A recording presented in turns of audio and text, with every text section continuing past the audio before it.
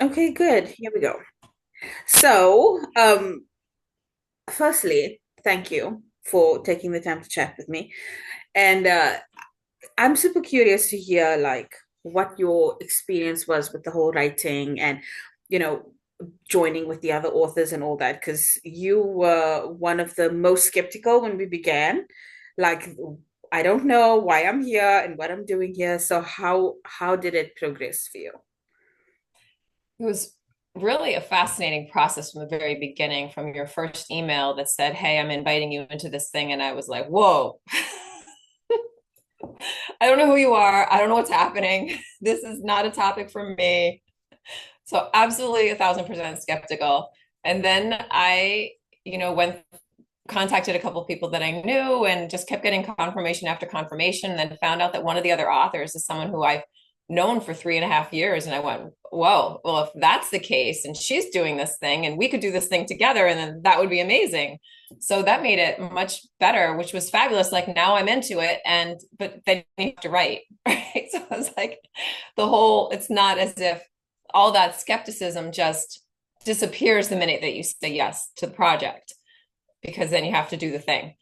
So then the 6 week writing process, I was really grateful that it was that long, because it took me that long to get to a point to be able to say, oh, I am in the right place. This is something that I'm supposed to be doing. And I really honestly felt like I was, from the very minute that you sent me that email, I was led and guided the entire time. And the interesting thing about the entire process was the night before I received your email, the invitation to do this writing collaborative project, I had pulled an oracle card, and the oracle card was being safe to be seen. And so it was exactly that. So I go through this energetic process of releasing and feeling more grounded and being safe to be seen. And then the next day, I get this invitation to be seen in a really big way, which was really like, wow, that is some serious timing from the universe. Wow, that I'm happy to hear that because when I get the names, I don't even know who it is, what it's like, what they're going to share, if they are appropriate or not. I'm not even like allowed, I say allowed in air quotes, like I'm not allowed to have an opinion if someone is right for this book or not, or if they have something to share, if it's good enough or not. Like I'm not allowed to even think like that. So it's just, this is the name. If I find you, it's already like wow, because I have to find you on the internet. There's so many people in the world. How am I supposed to find this one name that came through on a QHHT session? I don't even know if I spelt it right, if it was, like it's so bizarre. And then you find a person with the same name, and then you think, okay, they might be aligned based on what I'm seeing or whatever. And then you just, see what happens. And I can't have an attachment to if they join, if they don't join, what they do, what they don't do.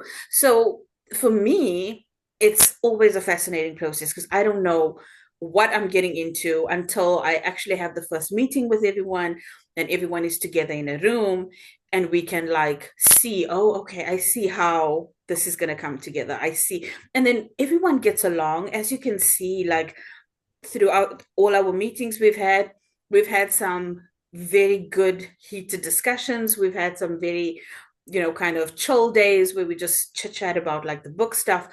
But it's like unfolding and everyone gets along, and the friendships that are being made within the group, it's like I get to be a part of that. So that's super exciting. So I'm so happy that you followed the guidance and all the, the little breadcrumbs that led you. So that's exciting.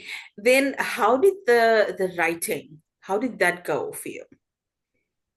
That was also, I feel like, and just to comment just for a moment on what you were just saying, is like it's such a beautiful example of deep trust for you to step in and say, I am a vessel. I am here to do the work, and this is the work, and I'm going to separate myself from that. And that's a lot about what just being a channel, because I'm a spiritual channel. So being a channel is all about that trust.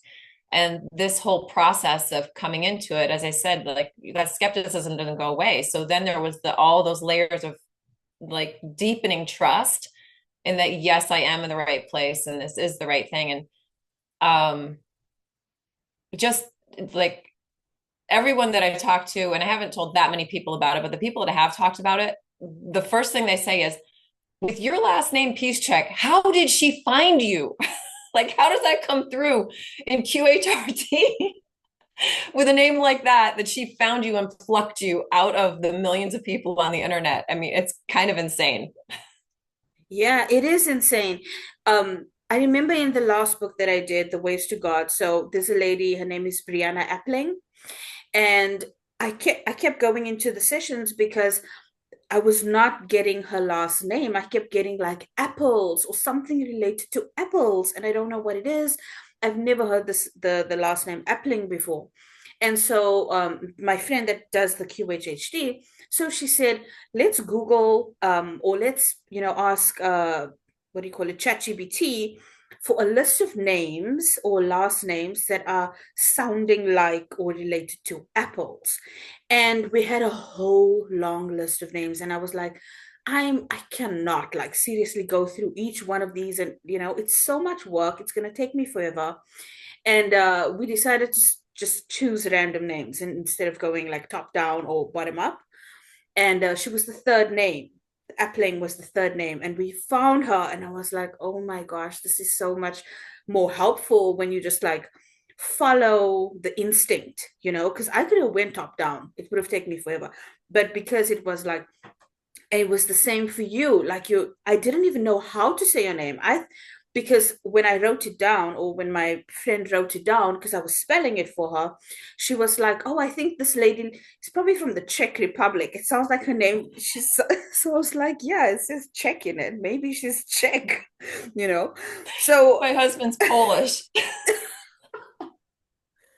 and then she was like, how do you communicate with these people? What if she doesn't speak English? And I said, well, then I guess we'll see. So it's so weird. Um, but it just happens. And I don't know what to do with it. I don't know what to say about it. I didn't tell people for the longest time how I found them. Unless they were specific about, hey, how did you find me? Then I will say. But I was weirded out about it. Because the Yeah. first time it ever happened with the first book, my friend said to me, hey, I need some information. Do you mind going under hypnosis for me? I'm going to ask you some questions. And then I gave her whatever she needed to know for her work stuff. And then I was like, get a pen and paper, write down these names. And she was like, okay, this is not related to my stuff. So we were so fascinated from that first time that now we look forward to doing it all the time. I haven't done it again since this book because I'll do it again once I've given birth. But for now, because there's too much energy going on within me, I have to kind of not do that. So we'll see what the next one is Oh my about. gosh. That is so fun. I've been so curious about this since I got your reply email, which when I was like, no, this project isn't for me. By the way, how did you find me? And then you said that you went into hypnosis, and I was like, well, like, how can this not be something that I should follow up on? Yeah, Like, that's really weird. it is And your weird. non-attachment actually made me want to pursue it because I was saying, well, you're not trying to like sell me anything. You're not trying to like Yeah, pull me in or make me do anything. You were just like, hey, if it's for you, great. If it's not, great. No worries. I was like, yeah, wow, that's super great. But this whole thing about trust is what I really want to keep talking about because of the writing process. I felt like I needed to write because there were all those layers of skepticism and why am I here? I had to write like all the stuff that didn't go in the book, but had to be written and thought about and processed before I got to the stuff that ended up in the book. So I feel like I've got 10,000 words that are, I mean, I do actually have like 10,000 words in a separate document that all got excised out because it was just other stuff that I needed to just get out of my system. And then I had all these different pieces and I was a total stressed out mess about it. And I just went through and just decided to just take stuff out of my document, my writing document, and put it in this other document. And I ended up it's like, it was almost like a shell game. I just like shuffled all the pieces and then called my friend and said, and I looked at it and called my friend and was like, hey, I've got like a first draft. Can I just like go through this? She's like, read it to me. So I read it and I went, oh my gosh, it's basically done. And it was such, and then after that, there was so much. I asked like 6 or 7 people to read it because I knew I had to go through editing and I wanted to make sure it was okay. And I also wasn't truly trusting the process because I am a professional writer. I'm a former prosecuting attorney and appellate attorney. So, I mean, I did technical writing for years as my job. And then I've done, like writing for magazines and writing for newspapers and profiles on people and proofreading and editing and all the stuff about writing. And it's always been this very kind of thoughtful, mind driven, logical process, with the whole intuitive writing process as well. I mean, you can't write strictly from your brain or nobody would create anything. But this came together in such a really totally intuitive way. Before I were in the beginning of this process, I told my friend, and she was telling me about somebody that didn't know where the chapters went in a book, and she ended up taking all of her pages and picking them up, the manuscript, and throwing them in the air, and they all landed in exactly the right space. And I thought that was so incredible when she told me about that. And then it ended up that I feel like that's exactly what I did with all of my paragraphs and all the different strains of things that I was writing, because the outline that you gave me was basically meaningless to me. Not because it wasn't a great outline, it's a great outline, but it doesn't speak to my experience at all because I'm not one in the book that has, aliens dropping into my porch and dropping in for tea. And I don't see them out when I'm grocery shopping. I don't have them coming into my dreams, downloading codes into my body. None of that stuff happens for me, which was part of my deep skepticism. Like, well, when we got into that first meeting with all the authors and they're all talking about all these amazing experiences, and I'm going, nope, I've got none of that. Why am I here? And then it turned out that I was in deep denial about my connection to my channel. And that the second week after I took my channeling course in 2021, and I talk about this in the book chapter, that they came through very clearly in explicit language and said, this is who we are. We are, from Andromeda. We are this, that, and the other thing. And at the time, I was just thinking, well, I was very, deeply into the channeling experience then, and all the people that are sharing all their things, and thinking, well, that I must have picked that up from somebody else. I must have, this can't, like, totally, this whole thing is about trust. I was not trusting at all. So I just wrote it off and I was like, I'm not going to think about that. That thing's going over there. I'm going to keep doing my channeling, which I really love, but I'm going to ignore that. And everybody was like, I'm channeling the Galactic Federation of Light. I'm channeling the Pleiadians. I'm channeling the Syrians. And I was always like, I don't know who I'm channeling. I just know that the energy and the information is amazing and I want to keep doing it. So then about 2 months later, my written channels ended up, and that was before I was verbal channeling at the end. The written channel ended up being like signed your team of light. So I was like, well, that's a nice, safe little name. I'll go with that. And then throughout the writing process, I ended up having some session work done. I'm on a global platform called Oracle for my channeling work. And we were doing session swaps once a month. And so somebody had done a session swap with me and she was doing hypnosis. And so I thought it was going to be this amazing experience. And she was great. She took me into this very deep meditative state and said, like, ask your higher self what it is that you need most. And I always want like fireworks or, big, beautiful, experiences. And the entire message was trust. You need to trust. I was like, are you kidding me? We're coming back to that. So I came out of she just took me into this meditative space, said, ask the question. I did. It said trust. I came out of it. And then she was like, well, yeah, that's what I got too. She's like, you're already doing it. You're already connected. You don't even know. And it was that night that I went back to my journal and I found that exact thing. It's like there were so many helpful pieces, like the entire universe conspired to bring me to this place. It's simply amazing. And that's really what my entire chapter is about how the universe helps us all the time. And we are such magical beings. And when we step out of our human mindset of this is the 3D world and this is all there is, and everything that happens to us is just luck or coincidence or chance or happenstance. And we start to bring our own intuitive, deeper meaning to that as our connection as energetic beings to an energetic force that we cannot see, but the unseen world is supporting us and leading us and guiding us, then our lives just become like mind-blowingly amazing. Yeah.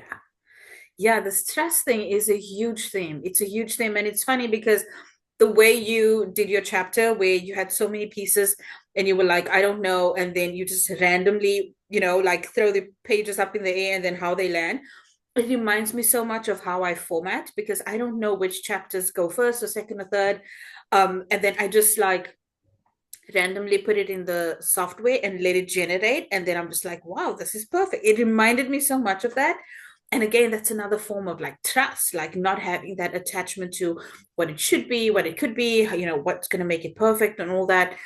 So I love that. And it sounds like what you were experiencing is very similar to what I experienced with every book. And that is that personal evolution journey, that personal growth journey within like a small space of time around like this project like changes your life or moves it into a different direction, or like just something opens up and you have clarity in a whole new direction. And that happens like with every book I do, but I love hearing how the authors experience it too, because I know that it's not just me, it's a real thing that's happening.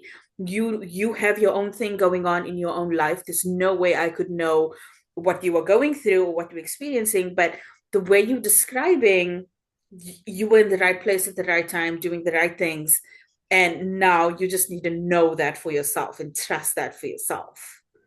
Wow. Yeah, and it's so interesting how the like we really do create our experience from the inside, and so then Yeah. we draw experiences to us that allow us to move through those deeper layers of trust. And so when I ask people to um, read the chapter before I submitted it, I had, you know, very varying experiences. So most of the people were like, "This is amazing.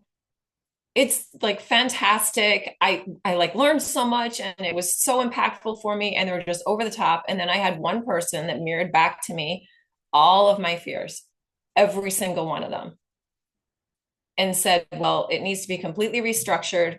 It's like it's repetitive, it's like all these different things. And it was, of course, that the brain like gloms onto that one, not that it's fantastic. It's like, no, this person knows that knows that I didn't go through this logical mind process, that this was this intuitive, like heart-centered thing. And like, that's not right. That can't be that, like you screwed the whole thing up.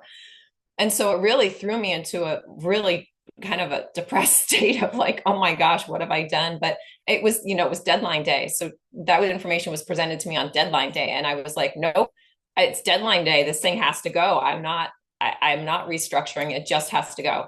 And so I sent it. And then there was some anxiety into like, okay, now I'm going to go through this professional editing, which gave me some comfort knowing that, okay, a professional editor is going to look at it so I can read back, like make a couple changes based on that advice, because there were some things that needed to be addressed. But then somebody else was going to look at it and be able to say, no, someone else is going to look at it. I'm just going to let this be and trust that whatever came through is okay. And then in that period, because I didn't get edited for like 3 or 4 weeks, which was perfect because I had 3 weeks of, entertaining my niece and family stuff going on. So I couldn't have done it. And then the day, this past Monday, she said, I was going to email her because it was the first day that I was available. And I'm traveling next week. So I have this very short window. And so I said, I'm going to email her. And as soon as I got out of my channeling practice session to go email her, her email popped in and said, here's all your edits. And I was like, you've got to be kidding me. This is such sweet timing. And it was so perfect.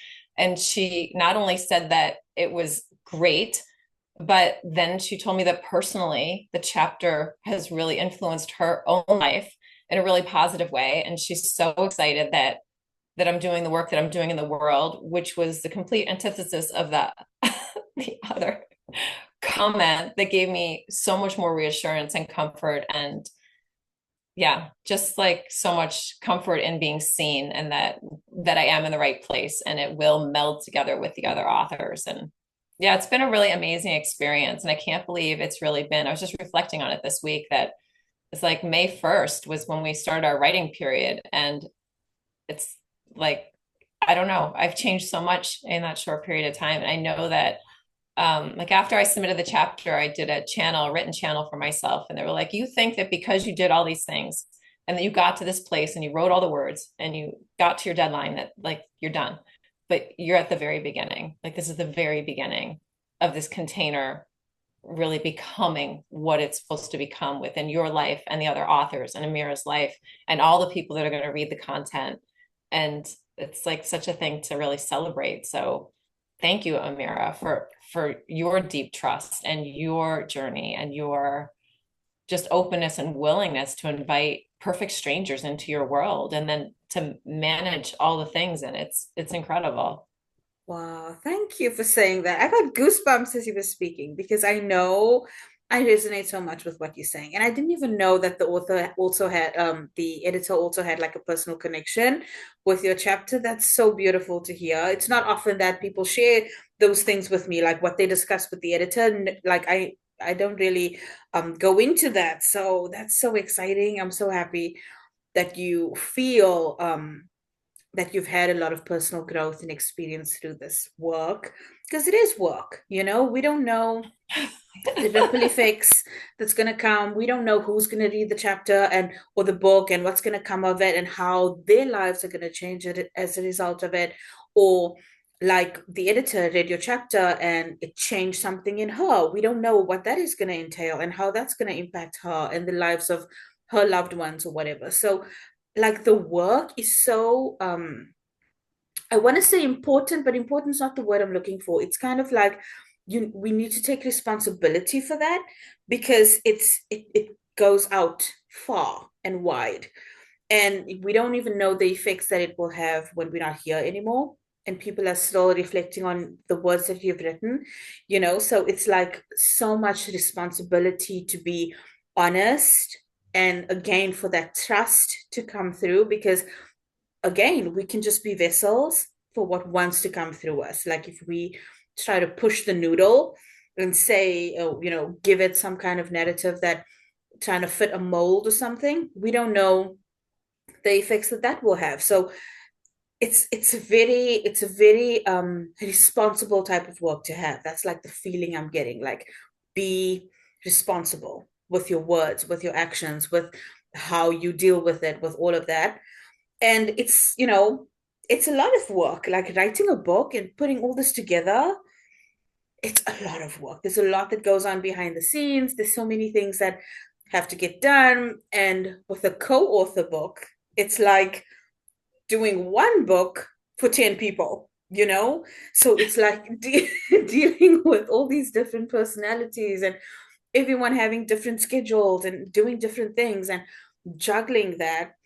And the editor, I'm so happy to have her on my team because she's so good at communicating and saying, what's going on and being open with the authors specifically and saying, oh, being flexible with what they're writing and being respectful of what they're writing. Because, I've dealt with so many editors who want to change things because they think it will be more acceptable.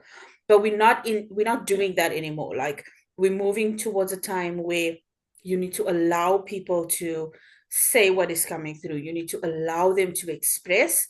And if it resonates, it resonates. If it doesn't, it doesn't. But we cannot force the author to change the literal vibration of their message because you think it's going to be more acceptable or it will sell more books or more people will be I don't know, just accepting of it and the ideas in it.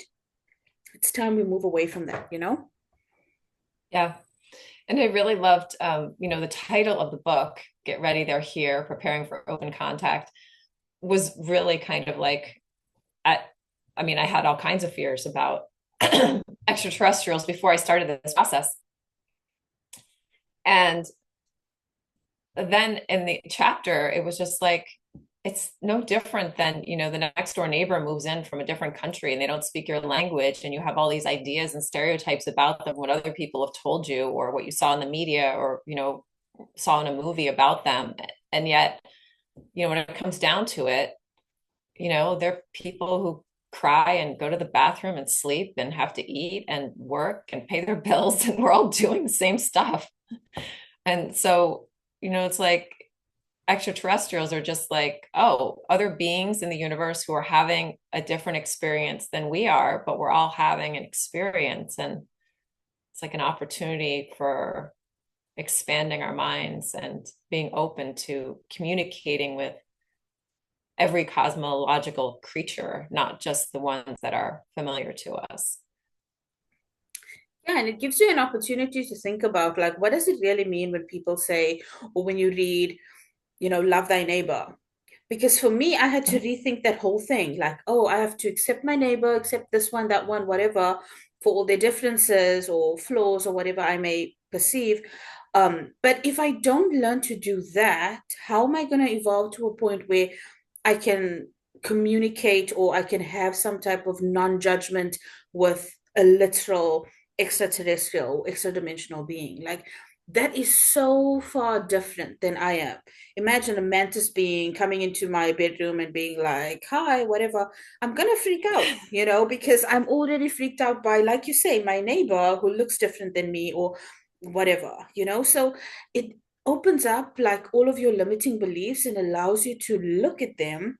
Obviously, you need to be open to doing that as a reader, but you can look at your limiting beliefs and say, wow, I do have judgments towards others that are different than me. And I do have fears that are maybe hidden. And I do have, a stereotype of what this or that might be. And that's why I'm so excited for this book, particularly the first chapter, Natasha's chapter. She writes about different types of beings that she has had contact with and whatever.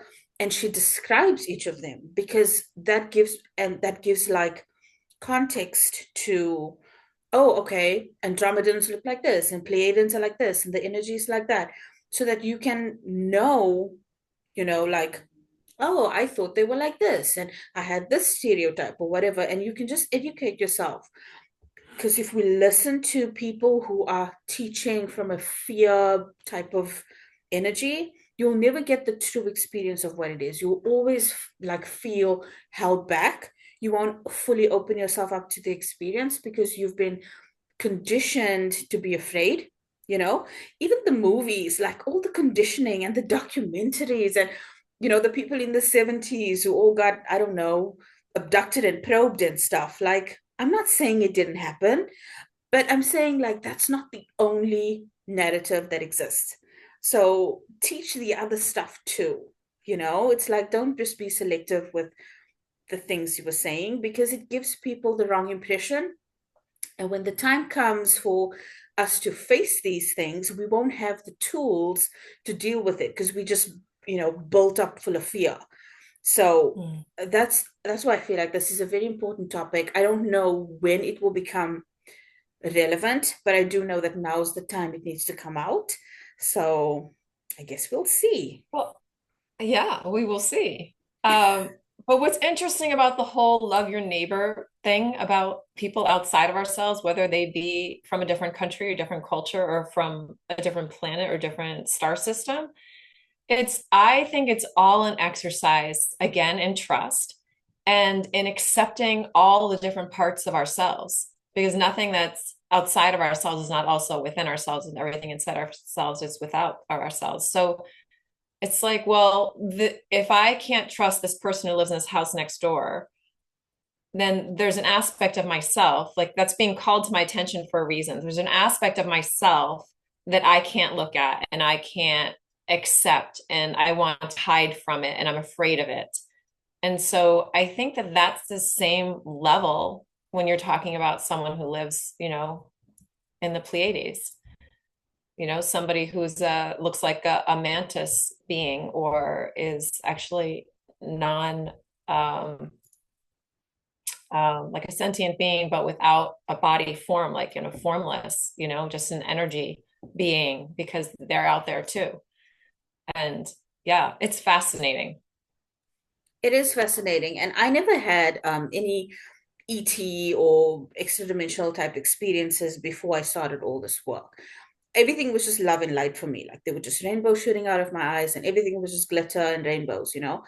And when I did the Beings book, which was about last year, I think around October, August, we published that one. That book changed so much for me because that was the first time I was introduced to different types of beings, and where I learned about positive and negative type beings and how there's different narratives that are, kind of dictating what they do and don't do and things like that. And I had an experience that was not positive at all with reptilian beings, which I couldn't see, by the way. I was just feeling a literal attack on myself, on my health, on my family, on my home. I lost my home during that time. I got extremely sick at that time. My nephew ended up in the ICU. It was just a shit show. Excuse my language. It was very bad. And I spoke to Laura Van Tyne, who is an author in that book as well, and she's doing our forward. And I said to her, "This is going on, and I don't know what's happening, but I know that I need to tell you." And she's like, "Oh, yeah, you're being attacked by these beings. They are reptilian, and they don't want you to put certain information out in this book. And there's certain people who are involved in this book that are helping them do the things." And I'm like, "What? No, this is not true." Like, I didn't want to believe it. And then she guided me through an experience where, for the first time, I met my own ET guides, and I saw them, in my mind's eye. I saw them, and I knew them, and I could have like a literal vision of them. Besides just feeling them, I could know what they look like, and that opened up a whole new other thing for me. But that was the first experience. It was not positive for me at all. And after all of the things, we did all the stuff and we cleared everything away and everything was fine again. I realized after that moment that I needed to have that experience, because if I still continued with my belief system of everything is perfect all the time and everything is love and light, and if you only think positive things, only positive things can happen. I'm not saying that's not true, but for me, that wasn't true. I needed to have that experience so that I could grow beyond what I knew, so that I could be prepared for other things to come. Like that literally prepared me for a lot of things that happened after in my life, which I didn't anticipate. Like you don't anticipate certain things happening, but once you know how to deal with it, you're like so grateful that the bad things happened because you had to learn how to do things. So, yeah, I don't know. This book was just a whole different vibe. It was just more educational for me. It was so fun watching me watch you guys, like in the chat when we have our group meetings, and watch you guys like go back and forth and talk about the different topics, because I'm learning a lot. I don't know a lot about this topic. But did you feel like you learned anything from the other authors that impacted your life right now?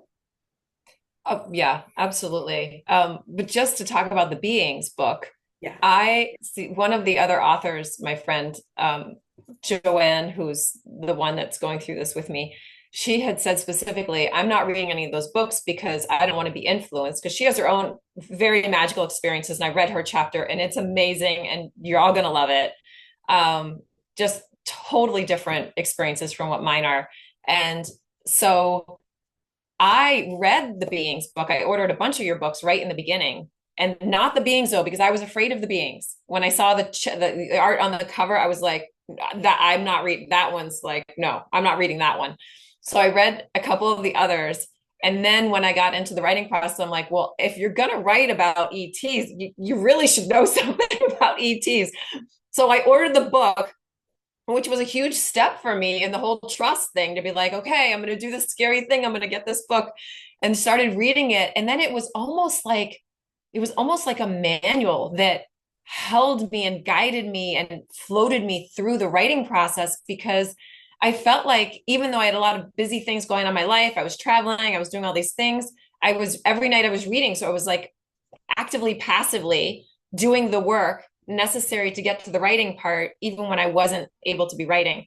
And so I just kept reading and being amazed, and my mind kept opening and opening. And then I would read somebody's story and say, oh, well, I think I don't have any experience. I'm like, but I have that experience. That experience is familiar to me. I've had that. And then that allowed me to like, oh, okay.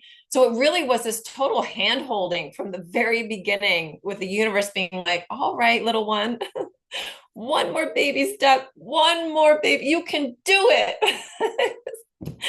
Totally, the whole process has been like that for me. It's been super amazing. Um, and I'm so glad that you have had experience. And I feel like, I mean, I don't know, but I feel like going through that experience, that even that traumatic experience in the fall, like opened you up, because you were doing a lot of near death stuff before, and opened you up to even getting into this project, which is a totally different take on extraterrestrials than that book. Yeah, 100%, 100%. And I don't know, I don't even know. I know I did the introduction and the afterword in the Beings book. I don't remember what I wrote. I might have shared a little bit about what it was like for me in that book working on it. But Yeah, you did. I did. Okay, so You yeah, did. you read Yeah. it more recently than I did, so you'll know. But so and that's the thing with this book, as I'm reading through the chapters and I'm compiling, like, so what I do is as I read through the chapters while I'm formatting, I'll make some notes. I'll have my notes app, or I'll have like a pen and paper, and I'll make notes on things I want to touch on in the afterword, because the afterword is kind of like my synopsis of this topic as someone who's not an expert on it. This is just my 2 cents, take it or leave it. This is what I want to say about it. And so as I'm reading, I've read a couple of chapters already, and I'm feeling like, you know what, maybe I also have these deep limiting beliefs that, like, I'm not special enough to channel. I'm not special enough to see these beings. I'm not special enough to have these deep connections with them. And when I die and I go into my near death experience or my death experience, it will just be a boring one. Like, I won't have, galactic or star being families, and they won't welcome me. It will just be like, cool, I'm back in heaven or wherever. I guess I'll just decide what's next. I don't know why I feel like I'm just boring. I have this boring, and I know it's Okay. not true. It's not true, Ameera. I know. Boring people do not go into hypnosis and pull people from across the entire world and then have them do book projects on topics that would shock most people that you talk to in the grocery store. I know it's crazy. You are not But boring, and and you are connected, or you would not be able to do what you are doing. You I have a hear very you. deep connection. I hear you, and I appreciate you saying that, because I know it's true. I really do. But there's this limiting belief that I need to find and deal with, because it holds me back a lot. It holds me back. Like you said, you do all these things and the near death stuff and this and that. And if you were talking about someone else, I would be like, oh, wow, that's amazing. But because you're talking about me, I'm like, yeah, that's not such a big deal. But it actually is, because I was reading my bio the other day. And in my bio, which was written a long time ago, there's a line that said something about, I am dedicated to helping people release fear around topics that, like death. It's a major topic. Everyone's afraid of death. ETs, it's another major fear-based, thing. And even though I'm not an expert in these topics, I will find experts in these topics and help them, or help people uh, release the fears that they have around these topics by compiling all the information from the people who know, because I don't know everything. So let me find the people who know, bring them together, and give you something that can help you release the fear. That's like, wow, that's a nice thing to do. It's a nice thing to do in your life. So yeah, I think I'm getting to a point where I can accept that the work that I do is important, and the people that I communicate with and collaborate with are just as important, and together we're doing good work. Yeah, absolutely. You had asked me about whether or not some of my interactions with some of the other authors has influenced my life personally, and absolutely. I really connected with Christina Wiltsey when we had our first author meeting. And so I reached out to her, and then we did a swap, a session swap, which was amazing. And and then I ended up reading her chapter as well because we swapped chapters with Joanne. And so it's been really lovely to feel like I'm not entirely alone on this journey. And then actually, there are four of us from the Oracle platform that are actually in this project, which is like mind blowing. And I know, I mean, I've been in meetings over the last 6 to 8 months with three of them. And the other one, I know her name just because she's, around. But that was also just further confirmation for me that it's like, oh my gosh, like I feel like I'm so not out there in the world. And then you come and say, here's this collaborative project. One of these people, out of all the possible people in all the world that have had some sort of ET experience, one of them you've known for 3.5 years and you've been on private Zoom meetings with and are friends with. And three other of them you're on a global platform with and you've been in meetings with them for 6 to 8 months. I'm like, that's ridiculous. Yeah, it is For ridiculous. someone And who feels like they're hiding in their house. So yeah, yeah, because the you're entire not, experience has been magical. you may be hiding physically, but like energetically, you were not hidden, you know? Because I wouldn't be able to just pluck your name out of the ether like that if you were hidden. Because there's a lot of people who are, they literally put up energetic barriers so that Mhm. people cannot find them. But that wasn't you. So, what do you think this means for you moving forward? Like 6 months from now, a year from now? I don't know. Oh my gosh, that's quite the question. Um, I don't know. I mean, I'm really moving into this space of trusting not knowing and being comfortable in the uncertainty and just taking every day as it comes and whatever shows up and really deeply trusting that I'm being held and guided and that yeah, that everything is happening for me. And even the really challenging stuff. Like I believe that we can all have positive thoughts, but that doesn't mean that only positive things are going to happen to you because there's all kinds of beings in the world and we're all having our own experiences and we're all kind of in this little container called Earth. I mean, the ones that are on Earth. And we are interacting with forces that are, excuse me, even outside of Earth, like all the time. Yeah. And so I think that it's really just going to be more trust and I'm excited to see where this takes me because even in this period there was I've been channeling for 2 years and holding sessions for 2 years and then within this period of time somebody I thought well I'll really make it like it's one thing to channel for your friends channel even for people that you've like met online but you haven't or through Oracle we do session swaps I don't know them but then we come together we do a swap whatever but I kind of have a connection.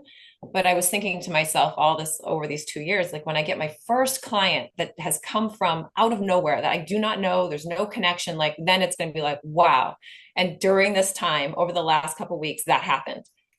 That this woman just contacted me out of the blue and said, hey, I'd like you to do a session for me. And I was like, huh, what? And I had no idea. And then yeah, we had the session this week, and I had again a trust experience where I couldn't figure out my camera. I had no camera whatsoever.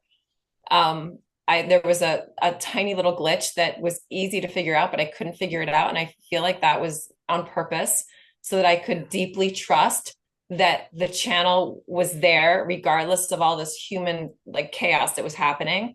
And so then I had said to her, well, this is not exactly right, because the camera works. So you can just give me a donation. And she gave me like almost the entire full fee for my session, which was just a beautiful confirmation that it's safe for me to trust and to be seen. So I think that energetically I was out in the world and that I'll just open up to that more and accept and trust that more because coming from being a state prosecutor and then stepping into this world, I mean, I didn't do it overnight.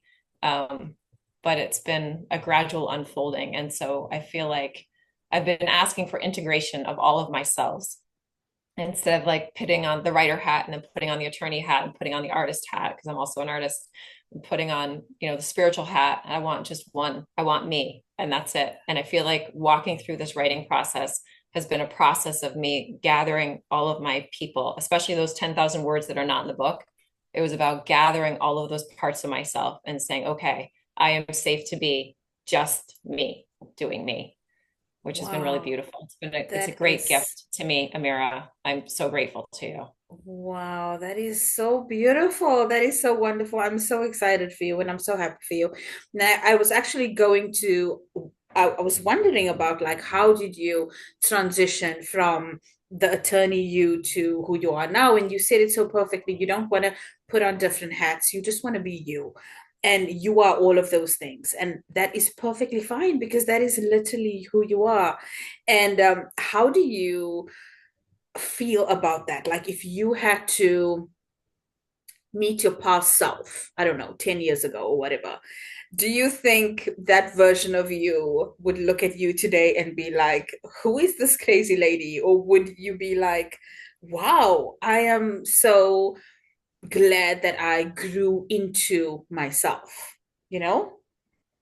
Yeah, I think the latter. So glad that I grew into myself. And I think I would look back and tell that person that I was like, it's not that hard. It's safe and okay to be exactly who you are.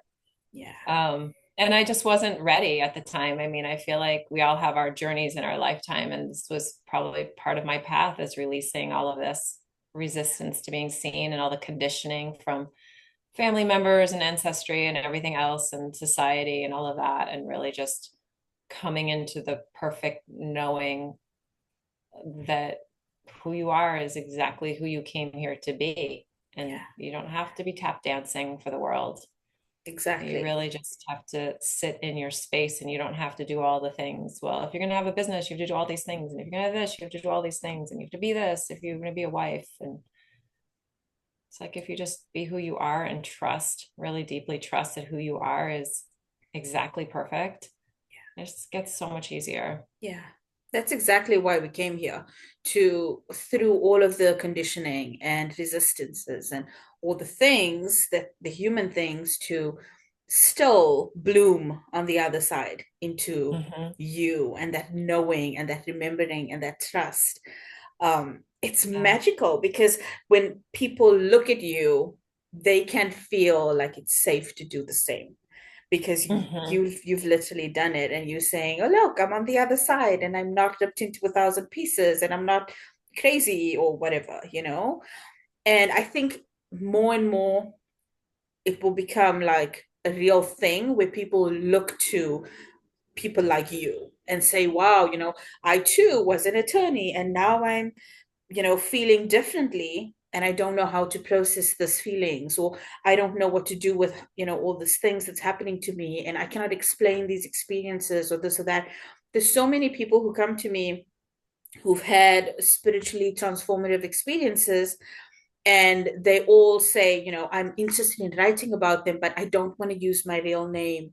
I'm afraid of what people are going to say and my family and this and that. And part of my job is like telling them that it's safe, you know, to say whatever. But also, if you're not ready, you're not ready. And you cannot force that readiness either. So, you know, sit with it, process it, become like grow into yourself and then come back. And then we'll revisit the whole writing about it, you know? Because sometimes you're not ready, but I feel like everything was just so ripe for you. Everything was happening Hmm. at the right place Hmm. at the right time. So that's so wonderful. I'm so excited for you. Yeah, thank you. Thank you so much. It's been really wonderful. And I look forward to seeing what, we now know each other. So it'll be exciting to see what happens in the future. If there's anything more, if I decide to write a full book instead of just a chapter, or I don't know. Yeah, and I did see some of your pages, and you are a very good writer. I mean, you've been doing it so long. It's like so natural for you. So writing a book for you won't even take that long. I don't think so. You did 10,000 words, which you just, you know, shifted aside like it was nothing. And that's not a small deal. Like people are so attached, especially new authors, they're so attached to what they write, they don't want to let go of anything. You know, Mm, like if the editor says, oh, you know, you have a few pages or a few like paragraphs that are repetitive, let's remove them. Oh no, we cannot do that. And they are so attached to their words. So the fact that you said I wrote 10,000 words and I put them to the side tells me, no, you are a real writer. Yes, no, I've done that so many times. I've done that since my beginning of my writing career when I was in sixth grade. Lots and lots of that. Wow. Yeah, so you've always Yes. loved writing. Me too. I've always loved it. Yeah. Yeah. Wow. Do you remember one of the first things you've ever written creatively as a child? I wrote a story about, I had this great imagination where I had these little people, and I grew up on a farm, and there's little people and they're climbing the ice. So little tiny, ice from the dripping of the roof. And yeah, so I had these people that were climbing the ice and they were having this experience, and I wrote it and went to a book workshop in sixth grade, and I had, made like a hardcover book with, uh, like sheet paper, like, fancy paper on the outside, and we bound it all together. And the adults that read it were like, wow, these people eat a lot, because every meal was very specific about exactly what they were eating. And they were laughing about the thought that they thought that was so hysterical. And yeah, I was very sensitive at that time, and well, still am, but yeah, I was very like, oh, they didn't like it. I wrote too much about what people are eating, but it's just funny to look back on like where you started. Yeah. Yeah. Wow. Well, I'm glad to be part of your publishing journey, and I'm glad to be part of this project with you. So I'm super excited for everyone to see this book and see your chapter and give us feedback, and let us know their experience and what they resonate with. So I'll put all the links to all the things, the pre-order and all that. I'll put it in the description, and I'll put your links as well where people can learn more about you and get to know you and book sessions with you. Um, yeah. So thank you so much, Issa. I appreciate you speaking to me today. Yeah, you're so welcome. Thanks for the time. Yeah, thank you.